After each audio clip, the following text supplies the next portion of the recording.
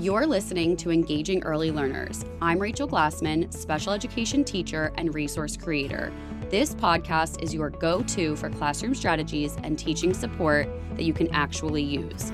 Whether you're on your way to work or heading home, I'm so glad you're here. Let's dive in. Hi everyone, welcome to episode 6. Today we are going to be talking about student independence in the classroom. And I've probably said this a couple of times about other topics, but this is one of my favorite topics.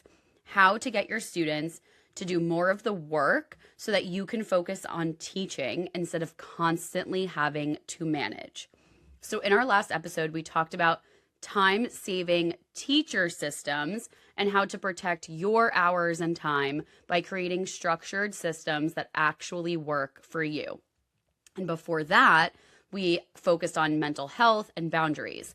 This episode kind of brings it all together because once you've protected your energy and you've set up better teacher systems for your time, the next step is sharing the responsibility with your students, no matter how old they are, so that your classroom can run more smoothly and you're not doing everything yourself. And you can think a little bit less. Because I feel like as teachers in a day, we are constantly thinking and answering questions and there's so much on our minds. And hopefully by the end of this episode, you feel comfortable taking a couple of strategies with you so that you don't have to be constantly thinking about all of the things and some things can come off your plate. So if you feel like you just can't sit down all day and your free moments are constantly interrupted by students, it's probably because they rely on you for everything. And the tricky part is they don't even realize it. They don't know, and they're definitely not doing it in a bad way. You might think if I just explain one more time, it'll be faster. But over time, that actually trains them to depend on you even more. So today we are going to talk about how to shift that and get your students to take more ownership of their learning and their just general being in the classroom by embedding independence into every single part of your classroom, your routine, and your day. So I remember one day I looked around my classroom and I realized that I hadn't had a single uninterrupted moment to myself all morning. This was years back. Every time I would sit down, a student would come up with a question. Where do I turn this in? Or I don't know what to do next. Or can you help me with this? And I thought, I'm exhausted. I haven't even started teaching yet. And I'm exhausted. It's 8:30 in the morning. And I realized something super important through this, that I had created, or I was about to create as the year went on, a classroom culture where my students relied on me or us, if I was co-teaching, for everything. And not because they were difficult.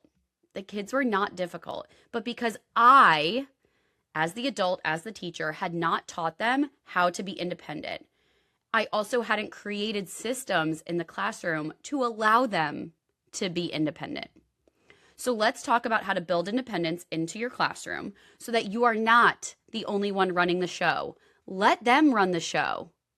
Let them be a part of running the show. Why do our students rely on us? Let's take a step back. Why do our students rely on us? Students naturally rely on you for everything for a few reasons. You might have modeled doing it for them. You might have been there to answer their questions immediately. You might have allowed them to just get up and come over to you. They hadn't been explicitly taught how to do these things themselves, and it's not necessarily a bad thing. It's normal, but if you want your classroom to run more smoothly and you want to have more time to breathe so that you can reset and continue teaching at your best, then you need to intentionally teach them systems to be more independent. So that means giving our students the tools and the routines to do things on their own. From organizing materials to following classroom procedures to day-to-day transitions and things so that you don't have to be the one constantly telling them what to do. It's exhausting. So independence is not automatic. That is something to remember as we go through this transition into creating more independent students. Independence has to be taught modeled, and practiced. You cannot just expect your students to know what they do when they finish a task, or know how to find materials on their own, or know what to do when they finish their snack. It takes patience, clear routines, and consistency. In my classroom, I have lots of visuals for our daily routines. I have labeled supply areas. I have numbered student bins to know exactly where all of these things go and how to do these different things. These small scaffolds give students confidence and independence, and it reduces their need to constantly ask for help or need a gestural prompt or any sort of prompt to know what to do. It allows me to take those breaths during the day. A lot of times during the day, if you walk into my classroom, I am able to take a step back and breathe. My students are going about the room on their own. They know the expectations. They are following those expectations and routines. They know how to help themselves if needed. They know where to find things when they need it. And I and my aides in my room are able to take a step back and breathe. If we did not have those little moments throughout the day, we would not make it. We would not make it. Because it is unrealistic to expect us, even as adults, to go through the whole day without any breaks, without any moments to breathe. We need that too. So it's super important to build these little bits of independence throughout the day so that you can take a step back and breathe and just watch as the room functions without you. You're there. You need to be there technically. But the room functions without you. So, small shifts for independence. Let's talk about some small shifts we can make. Here are a few strategies that can make a big difference. The classic, ask 3 before me. Now, we all know this one, but we might not be properly implementing it or consistently implementing it or making it an expectation.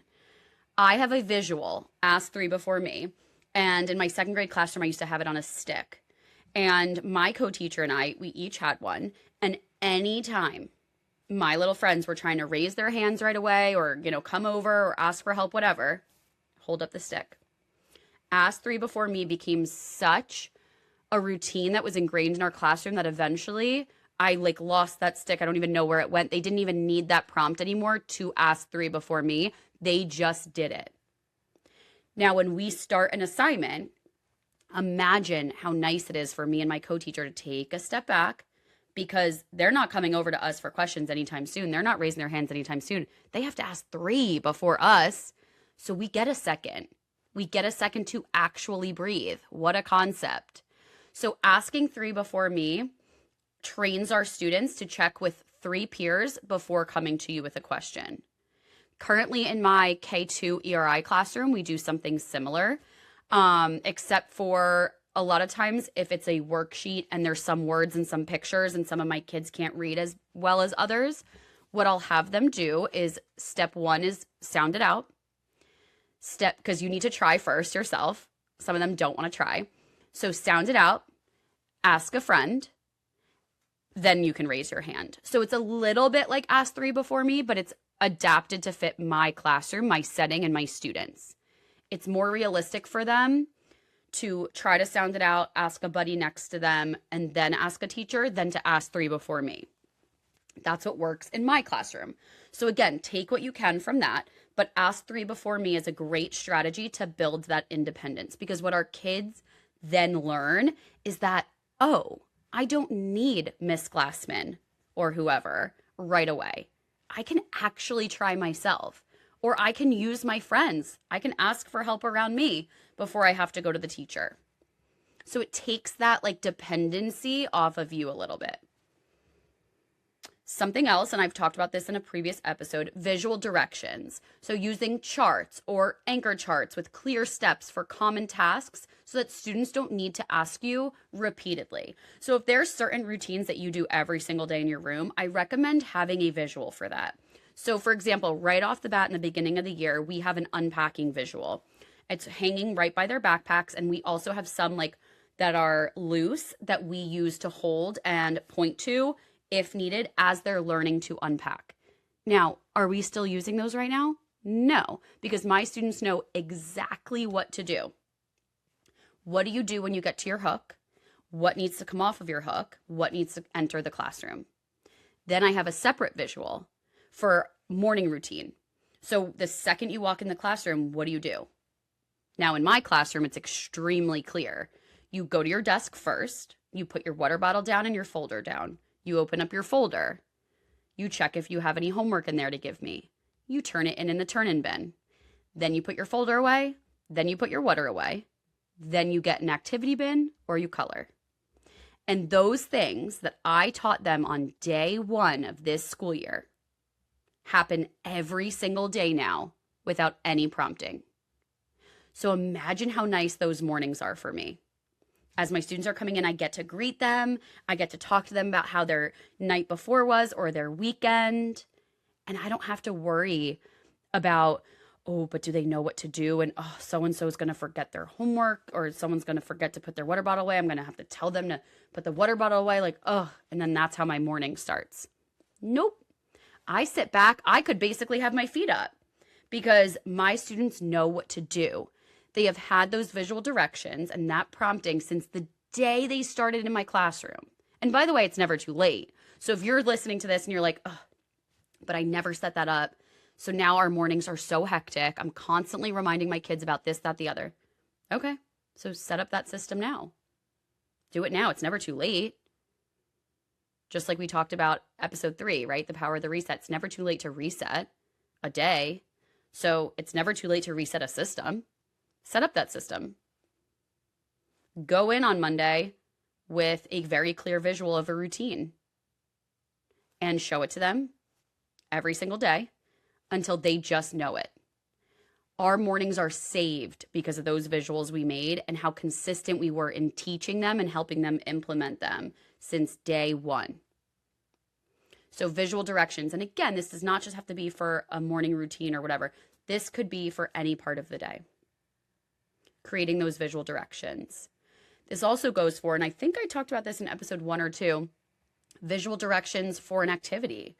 I use a number system on the board. It says 1, 2, 3, 4, 5, 6, and next to it are little pictures. If we're doing a worksheet, I put the visual directions up there because I'm going to tell you and show you one time how we're doing this activity. Number 1, write your name. Number 2, draw. Number 3, color. Number 4, cut out, whatever the steps are, right? Number 5, raise your hand. Number 6, mailbox, whatever the steps are for that activity. I'm going to show you.